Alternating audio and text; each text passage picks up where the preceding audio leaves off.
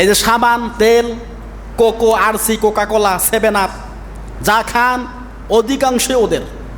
Unilever যে প্রোডাক্টগুলো আছে, কেমিক্যাল যেগুলো আছে মা বোনরা ব্যবহার করে, সেগুলো অধিকাংশ ওদের প্রোডাক্ট, বাংলাদেশে বানাইতে পারে না। ইহুদিরা আমাদের চরম শত্রু, চরম শত্রু। আল্লাহ রসুল ইন্তেকালের পূর্বেও বলেছেন, তোমরা ইহুদিদের বিরুদ্ধে যুদ্ধ করো, কখনোই ওদেরকে বন্ধু রূপে গ্রহণ করিও না। লা তাত্তাখিজুল কাফিরিন, ওরা কাফির, ওরা মুশরিক, ওরা তোমাদের সর্বোচ্চ চেষ্টা করে তোমাদের ক্ষতি করার জন্য। এই ইহুদিরা মুসা নবী জামানা থেকে শুধু নয়, আরও আগ থেকে এদের বিস্তার লাভ ছিল। এরা ধীরে ধীরে আমাদের জায়গায় থেকে, মুসলমানের রাষ্ট্র থেকে এখন বংশ বিস্তার করে মুসলমানদেরকেই ফিলিস্তিন থেকে বের করে দিতে চায়। এর কারণ হচ্ছে আমরা আজকে একতাবদ্ধ নই। সব কথার বড় কথা হচ্ছে একটাই, আমরা মুসলমান ভাই ভাই, আমাদেরকে একতাবদ্ধ হতে হবে। বাংলাদেশে কোনো দল থাকবে না, কোনো দল নেই। মুসলমান দল একটা। দল কয়টা? একটা। যে দল কোরআনের কথা বলবে, যে দল কোরআন দিয়ে সংসদ কেন তামাম বাংলাদেশকে, তামাম পৃথিবীকে শাসন করার পক্ষে কথা বলবে, ওই দলটাই সবচেয়ে বড় দল এবং ওই দলটাই হচ্ছে আসল দল। কথা বলেন ঠিক কিনা?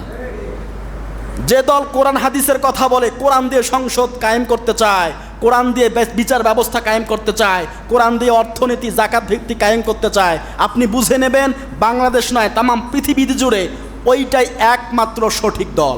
এর ওপর আর কোনো দল নেই।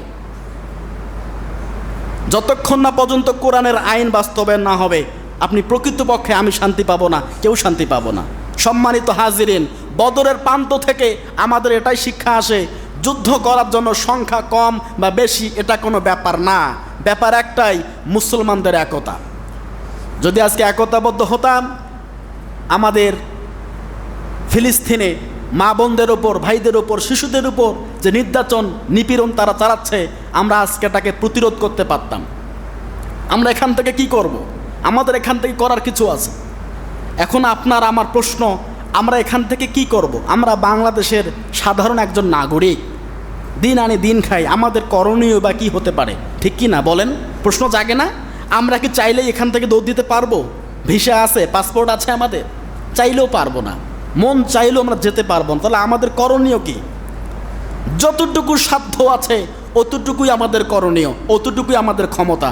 আমাদের ক্ষমতা হচ্ছে এই বাড়ির মধ্যে যতগুলো এই ইসরায়েলি প্রোডাক্টগুলো আছে ঘৃণার সাথে সেগুলোকে বাথরুমের মধ্যে ফেলে দেওয়া। কথা বলেন ঠিক কিনা?